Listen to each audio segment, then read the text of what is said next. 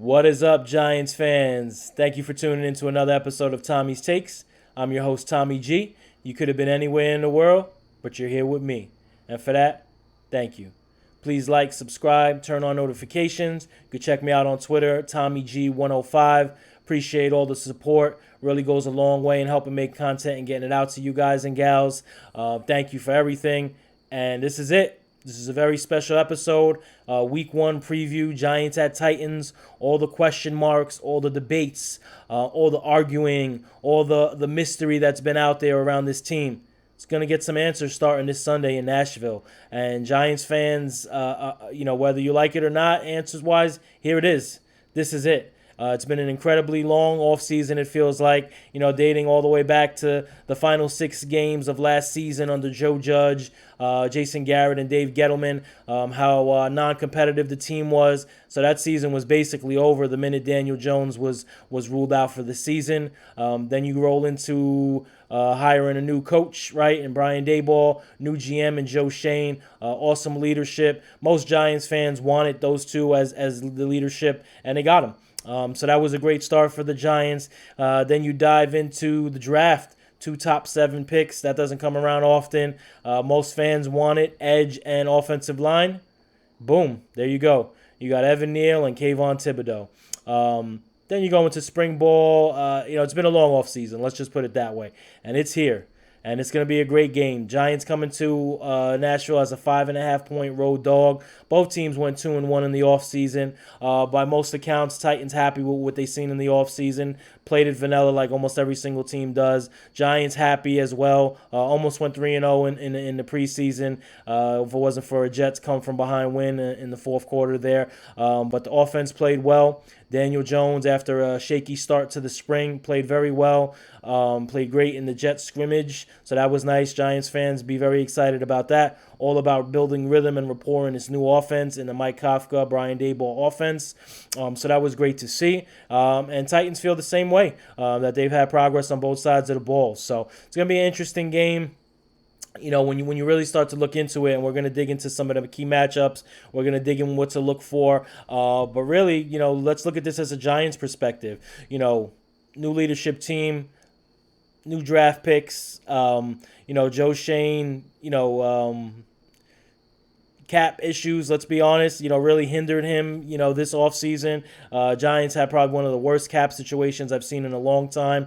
Even up to almost recording this video, there was moves being made. Obviously, the restructuring of, Darius Slayton's contract. He took a pay cut. You had the restructuring of Leo's deal where he had the void year put in there and kind of kicked the can down the road. So a very tough, challenging job for Joe Schoen this offseason. I think he's done a remarkable job for what he had to work with. This team was decimated along the offensive line, injuries all throughout.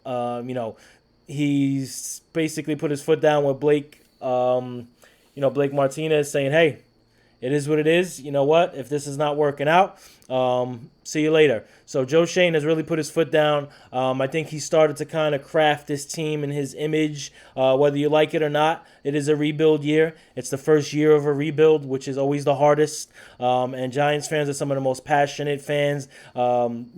It's going to be tough. It's not going to be easy. If this team could pull out some big victories and be in contention in December, that would be a miraculous job. But Joe Schoen has really, really tried to put the pieces to the puzzle together, fix up the offensive line.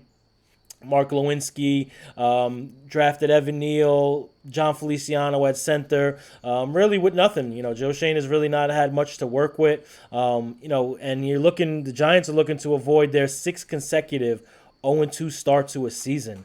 And there's a lot of question marks coming into the game. Your major question mark, and we'll get right into it, is Daniel Jones. A lot of talk on Giants Twitter, Giants Facebook, Instagram. Is Daniel Jones the guy? Can he be the guy?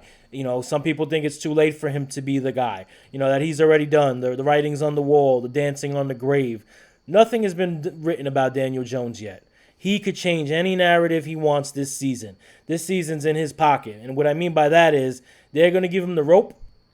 It's up to him what he does. If he can come out and lead this team, lead drives late in the fourth quarter, put points on the board, not make mistakes, his story is not written yet. So don't listen to people that tell you we're going to draft Anthony Richardson, we're going to draft Bryce Young, Daniel Jones is a goner. That's not true. They declined the fifth-year option. That was definitely a sign of, hey, we're not 100% sure about you. We're going to see how this thing goes this season. So that was an upfront. That was a reality moment for Daniel Jones and Daniel Jones supporters. But listen, great quarterback play is hard to find. And this Giants team has holes. So if they could have Daniel Jones play at a high level and use their first-round pick next year on maybe a linebacker or a cornerback, that's making a team much better in a shorter amount of time. Unfortunately, some Giants fans want to move on from Jones. Why yet? I'm not sure. If you think about it, when you go into this season and you look back, Jones has played on bottom 5 offensive lines, bottom 5 rushing attacks, constantly injured receivers. I mean, it's ridiculous. If you go back to the Panthers game last year with Daniel Jones, it was basically him and some guys out there, and he's catching it, he's throwing it, he's running it. So I think Daniel Jones has some good qualities. I think he has some inefficiencies in his game that kind of hinder him mechanics-wise. I think he could be a little bit tighter. They've obviously tweaked with his mechanics. You've seen the shift in the right foot to the left in his stance. I think that's going to be a big help in getting the ball out quicker. But at the end of the day, it's all up here for Daniel Jones. Reading defenses, processing the defense quickly, getting the ball out, getting the ball to your hots, not hanging on to it too long, not feeling ghost in the pocket, so to speak, right? That's the big issue. It's on him. But don't let nobody tell you that the story's written on Daniel Jones, because it's not. And listen, there's other question marks on his team. If you listen to some people, you wouldn't think that. You would think Jones is the end-all, be-all. But there's issues in the secondary with the Giants. You have Aaron Robinson starting at outside second cornerback, struggled in the preseason. So he has a lot to improve on, and he has a lot to show. You're going into this game, and I'll talk about injuries a little bit later, but you're already going into this game shorthanded on the defensive side of the ball. So it's going to be tough. There's a lot of question marks on the Giants side. A lot to prove in year one of the rebuild. As far as the Titans, Titans have hoping to continue on their recent success. They finished 12-5 last season, despite losing Derrick Henry down the stretch. They won the AFC South for the second consecutive year. However, the season did end in a 19-16 loss to the eventual AFC champion Bengals and Joe Burrow. That was a great game. Titans are a good team. This last year was their third straight playoff appearance. Unfortunately, have ended in losses for them. But this is a good team. It's a good defensive team. Really good young secondary. They drafted Treylon Burks out of Arkansas this year in the first round. Experts, basically said he would be one of the top receivers coming out. But this is a good, solid team, good defensive team. They have Derrick Henry, who is their stalwart. We'll get into him a little bit later in the show. This is not an easy week one matchup for the Giants. This is not like walking into a cakewalk and you're going to take over, especially being on the road. There's also a 70% chance of rain in Nashville on Sunday. That's going to aid to the running game, which the Titans are going to try to push down the Giants' throat. And both teams come in injured. And it's tough. The Giants have had, the majority of the injuries between the two teams, but the Titans might have the biggest one out of both. And they lost Pro Bowl outside linebacker Harold Landry. Led the team in sacks with 12 last season. Phenomenal off the edge, disruptive, can stop the running game. That's a big break for the Giants, not having to go against him, especially if they were going to line him up against the rookie Evan Neal. Really not the matchup you're looking for the Giants opening the season. That was a tough loss for the Titans. And the Giants have just had quantity. They've lost their 5th and 6th round picks in Marcus McKeith and Darian Beavers. They got Ellerson Smith, Shane Lemieux on the IR, Rodarius Williams on the IR. Tony and Leo are questionable coming into this week. But the big ones are Azeez Ojulari and Kayvon Thibodeau. It looked like they're not going to play Sunday. They did very, very little in practice this week. And, you really don't want to push them. Two young players. Azeez has already showed he could play the position at a fairly high level. And Thibodeau is brand new. So you really don't want to push them. But, you're coming into a game where you need to stop the run, right? And the Titans are going to try to run it down your throat. And you're missing your two starting defensive ends.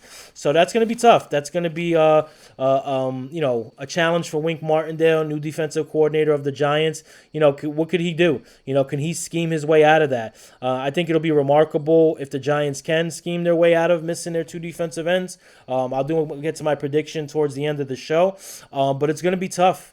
The Titans were one of the best rushing teams last season. The Giants struggled. And when you look at that matchup on paper, doesn't really seem like it benefits the Giants too much. But it is a new season. Giants have new defensive coordinator, new offensive coordinator, new head coach. Not a lot on tape to diagnose for the Titans. I think that plays into the Giants' hands. Some positions are healthy. The wide receiver position, knock on wood, Kadarius Toney looking good in practice this week. Looks like he's a go. Kenny Golladay will be a go. Sterling Shepard came out, said he feels great. He's ready to go. That is huge for this Giants team. I mean, you could probably count on one hand in the last year or so how many games Daniel Jones has had all his weapons. Saquon Barkley has been looking fresh in summer and in preseason. So that's gonna be a big boost for the Giants. And the fact that nobody knows what they're gonna run. Obviously, Coach Daboll came out this week and said Kafka's gonna call the plays. It worked in the summer, it worked in the preseason, and they're gonna stick with it. I like that. I think that's a good idea. I think if Daboll sees anything he doesn't like, he could absolutely intercept and step in there and say, hey, let's try to tweak this. Let's try to do this. I think that's going to be a great partnership between those two great offensive minds.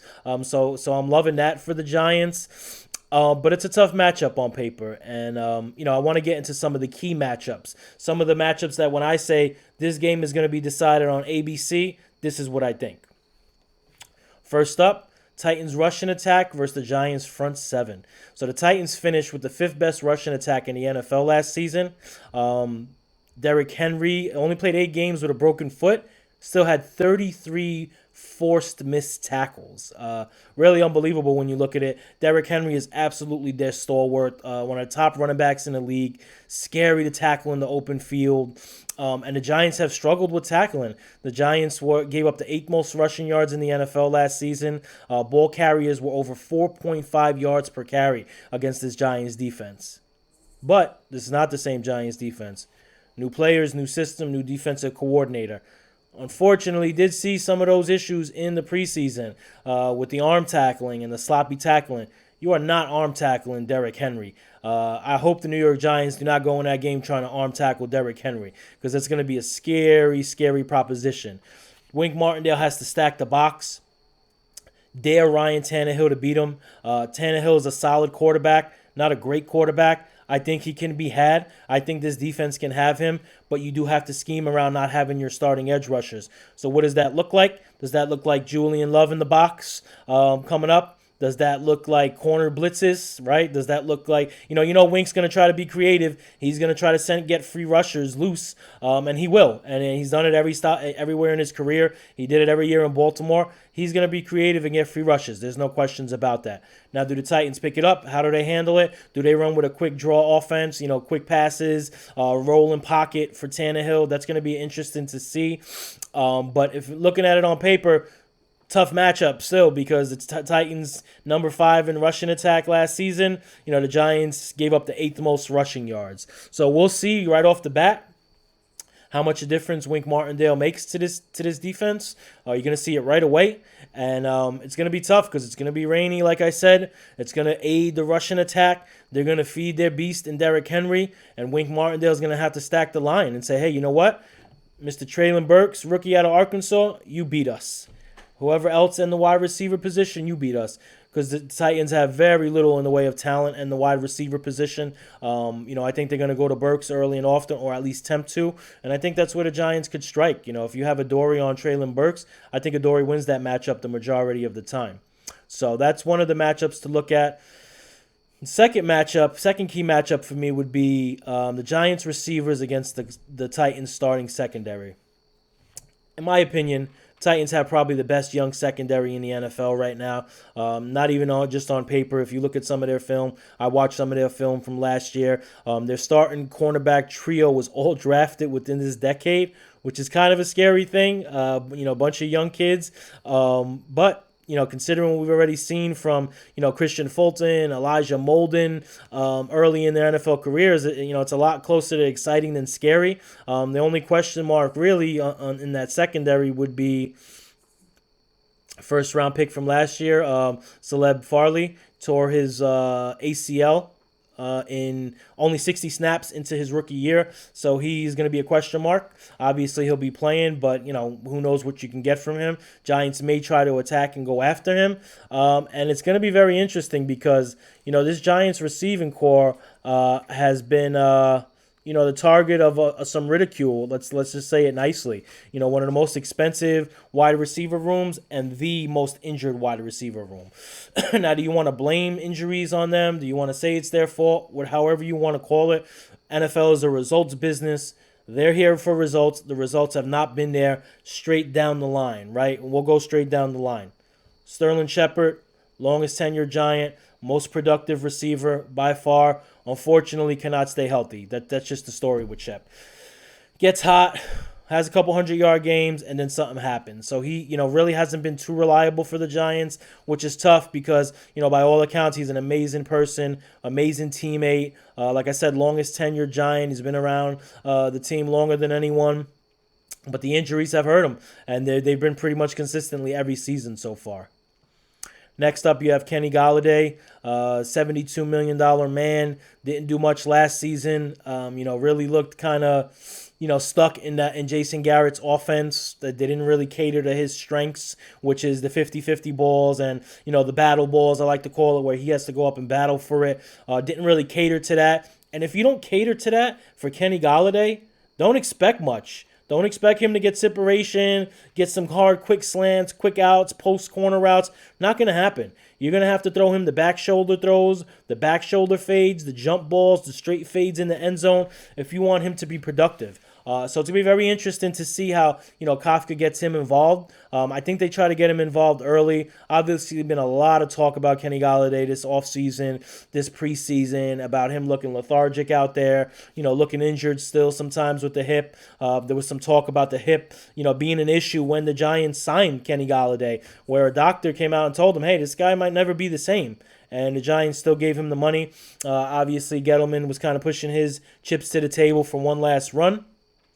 Hasn't worked out so far, let's just be honest. But a big spot for Golladay. If he could do his thing versus a very good secondary right off the bat, I think that'll restore some confidence in Giants fans in him. And I think that'll take the heat off him in the passing game for a little while.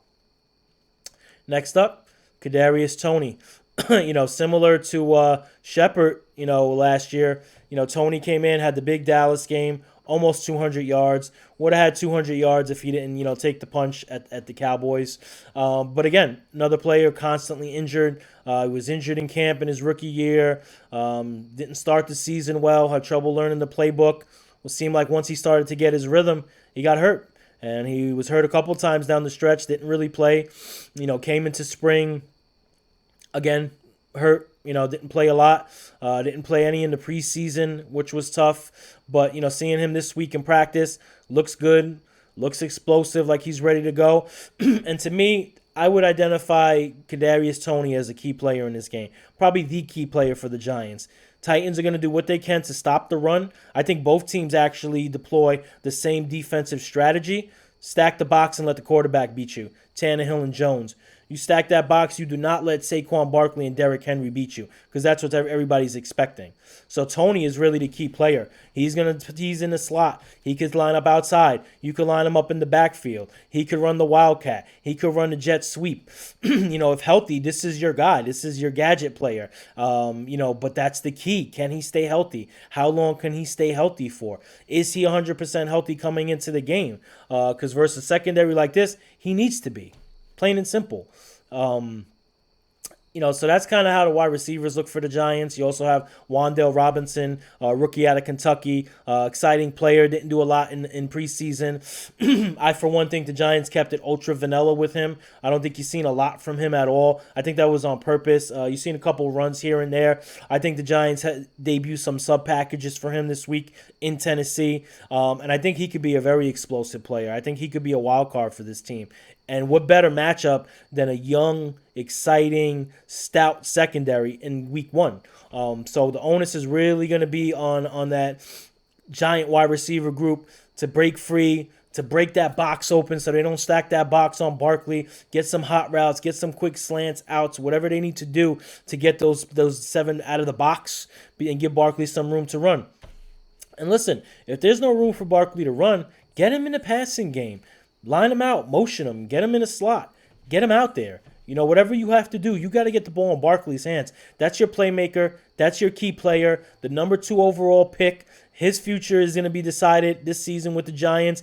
Get him the ball. Let him make explosive plays, gash plays, and see what he could do. Running him up the middle 20 times a game into the defensive line makes no sense. And the way he was used the last 2 years made no sense. Obviously, he was injured, which hampered, and injuries kind of seem to be the theme throughout this week one preview. But it's true. So that's that. Get him out there. Get Barkley out there. Let him rip. Let Tony rip. And Daniel Jones is gonna have to be accurate, especially if it's rain and it's calling for rain, and if it's gonna be sloppy, slushy conditions. Daniel Jones has to be accurate with the football. Has had trouble holding on to the ball pretty much his whole career, especially from the blind side. Has been stripped, fumbled. Has had some issues holding that football. Had some issues with interceptions, though he has improved. You cannot go on the road, versus defending AFC champ, North champ. South champ, and think you're going to win a game like that, turning the ball over. It's just not going to happen. Daniel Jones has to play an efficient, structured, accurate game that doesn't go into the game plan of the Titans, their defensive game plan.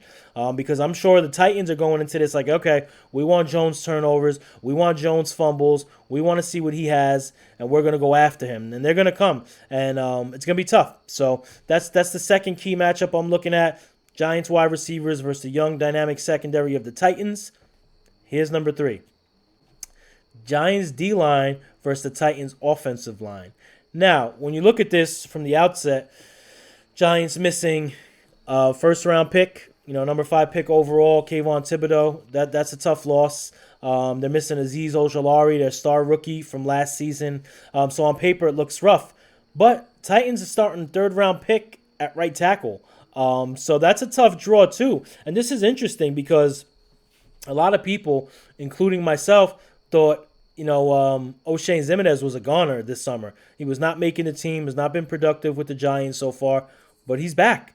And he's going to probably be starting, and he might be going against that third-round pick. So what a storyline that would be for the Giants and Giants fans, that the guy that was going to be cast away in the summer, Ximines, comes in, has a big game, lights up the rookie, gets a couple of sacks, maybe a strip fumble.